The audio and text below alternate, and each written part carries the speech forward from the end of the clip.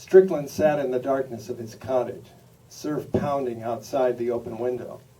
A knock came at the door, but he made no move to answer it. "Robert, are you all right?" Sarah asked. "I haven't seen you all day. If you're in there, call me, okay?"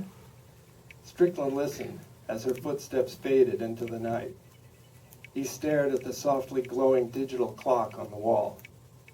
Compared with the antiques he had experimented with as a boy, it seemed strange. Coursing electrons and glowing displays had replaced the gears, springs, and hands of his childhood. After sitting silently for another half hour, he finally decided to retrieve Sarah's note and let her know he was back in the compound. As he stepped outside to get the message, the glowing red retinal scanner near the door caught his attention. The security eye seemed to scrutinize him as he stared into its pulsing red depths. Just as he re-entered the cottage, note in hand, the digital clock struck 9 p.m.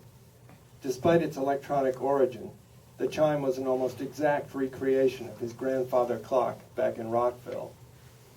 The low, droning tone faded into the distant whoosh and sigh of the surf. But there in the darkness, Strickland's eyes were suddenly wild and alive. He dropped Sarah's unread note on the bed and raced out of the cottage. When he arrived at her door, he frantically positioned his eye against the sensor outside. Unwilling to wait for the access scan to complete, he pounded at the door. Sarah opened it, startled by his wild look. "My God, Robert, what's wrong? Are you all right?" "No, yes." He quickly sat down in the rattan chair before her. "We have to move ahead," he blurted out. "With what?" she asked, mystified.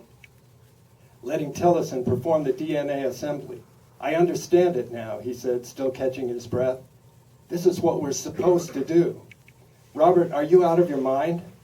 "Did you ever read Arthur C. Clarke's 2001, he asked, ignoring the question. "No, but I saw the movie." The movie doesn't do it," he interrupted.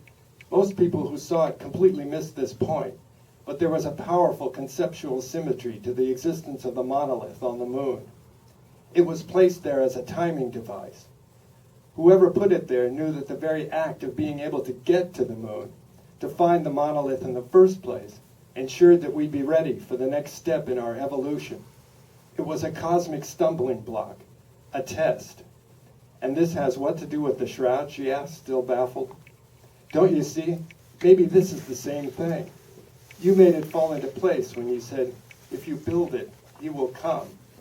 What if the human body described by this DNA is a vessel, an antenna, almost an organic version of the graphical DNA representation?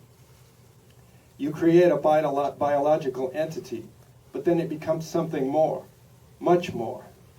Maybe at some conceptual level, this is the second coming, whatever the hell that may mean, and maybe we're the agents destined to make that happen."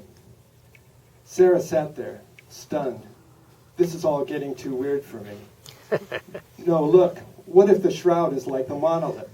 It was left behind for a purpose, again, as a timing mechanism. It's been sitting there for over 2,000 years, waiting for this exact moment in history when we're finally able to do what we were meant to do. I don't claim to know exactly what's supposed to happen. Maybe we're not playing God. Maybe God, whoever or whatever that might mean, is playing us. Robert, every mad bomber, religious zealot, and megalomaniac throughout history has thought that he or she was somehow an instrument of God. And that's exactly what the crazies who tried to kill us were telling themselves."